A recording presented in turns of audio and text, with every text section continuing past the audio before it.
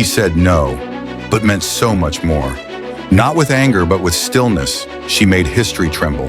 One woman, one bus, the beginning of forever. She sat down so others could rise. One act of quiet defiance shook a system built on silence. Rosa Parks didn't start a protest. She started a movement. Montgomery, Alabama, December 1st, 1955. The bus moaned to a halt on Cleveland Avenue. Its doors hissed open like a beast exhaling steam. Rosa Parks climbed the steps slowly, her gloved hands wrapped around the leather strap of her purse, her breath caught in the chill of evening.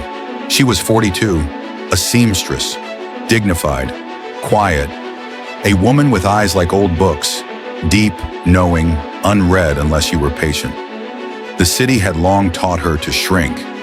She moved toward the colored section of the bus, midsection behind the white-only seats. She sat beside the window. The seat was stiff, like the city, unforgiving, built to remind her of her place. Outside, twilight curled its fingers around Montgomery's buildings. The air was laced with the scent of iron cotton, diesel, and the slow churn of something ready to break. The bus filled. At the next stop, a group of white passengers climbed aboard. The driver, a man whose name Rosa already knew, James F. Blake, looked at the row she sat in. His eyes were small, sunken, almost bored. He spoke with the casual cruelty of a man backed by law. "You all better move. Give up them seats." 3 black passengers stood, moved back. Rosa didn't. The moment she could feel him watching her, she didn't return the gaze. She didn't look up. She sat still, hands folded neatly over her purse, the silence in her more powerful than protest. The driver approached her, his face reddening. "Are you gonna move?" She turned her face toward him. It wasn't anger in her expression. It was disappointment, heavy and unspoken. The kind you might give a man who's already lost something and doesn't know it. No. It was not defiance in her voice. It was truth. It was a word shaped by centuries of backs bent and spines straightened again. He stared at her, unsure whether he'd just been challenged or pitied. "I'm gonna have you arrested," he muttered. "You may do that," she replied, calm as a hymn. The walk of chains. The police came. She stood on her own before they could drag her. A woman without armor, without an army. Just a soul that would not be sold. Flashbulbs didn't go off. There were no reporters, just her footsteps on pavement, steady and echoing louder than batons ever could. And yet, as they put her in the car, the sky seemed to shift. Something ancient exhaled. The wind changed direction. What followed wasn't chaos. It was strategy. The fire that walked within hours. The black community moved as if it had been waiting for this one ignition point. Leaflets printed by hand flooded the streets. Churches buzzed with electric purpose. The Montgomery Improvement Association was born that night. At its head, a 26-year-old minister with a voice like thunder wrapped in velvet. Dr. Martin Luther King Jr.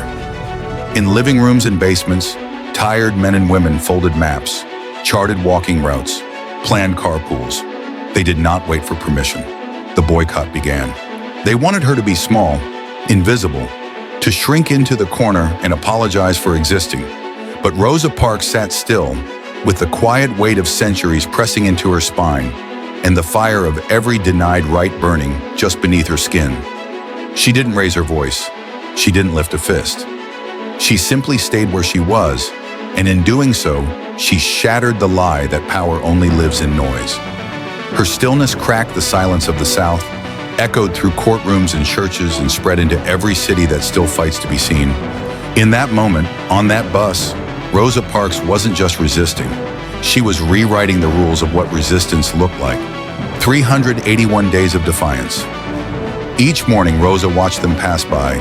Children in scuffed shoes, maids in pressed uniforms, teachers in Sunday coats. Walking, always walking. The buses rode hollow, their seats empty of black souls but heavy with shame. Drivers cursed wind. White merchants stared at silent stores. Montgomery's rhythm had been broken, and it was the walkers who carried the beat now. They didn't shout. They walked. In snow, in rain, in heat, with swollen ankles, with torn soles. But they walked, because she had sat, On November 13, 1956, the Supreme Court made it official. Bus segregation was unconstitutional. The city was forced to yield. When Rosa boarded a bus again, she sat where she chose. Not in protest, in principle. In silence that had rewritten the laws of a city and awakened the conscience of a country. What she carried, Rosa Parks, was not merely tired that day. That's what they liked to say later, that her feet hurt, that she was weary. But the truth was different. She was ready. That no had lived inside her for a long, long time. She carried the weight of ancestors who had ridden in chains, then plowed fields, then raised other people's children while their own went hungry. She carried the still-burning coals of every lynching, every humiliation, every yes whispered by a people too cornered to fight back. She sat so others could stand. She was still so history could move.